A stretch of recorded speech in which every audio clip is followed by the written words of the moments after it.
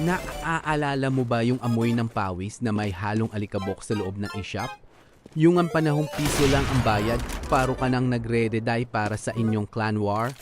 Bakit nga ba sa isang iglap na wala na ang mga shop na naging pang-alawang tahanan natin?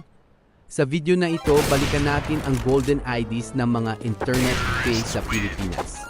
Noong 2000 at tina, ito ang talagang pangtawan ng mga kabataang Pinoy. Ito tayo nagchat-chat sa Yahoo Messenger, ito tayo nagpapagila sa Friendster, at ito tayo nagpapalevel sa Ragnarok o nagpapakracking sa Counter-Strike. Ang Bantay Shop ang siyang tinatayang Diyos ng shop.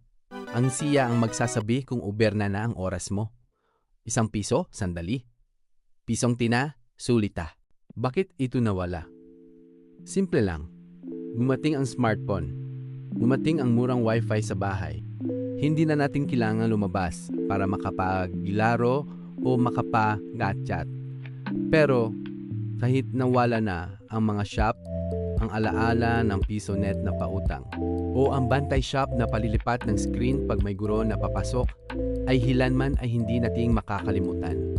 Ikaw, anong pinakamasayang alaala mo sa inyong suking shop?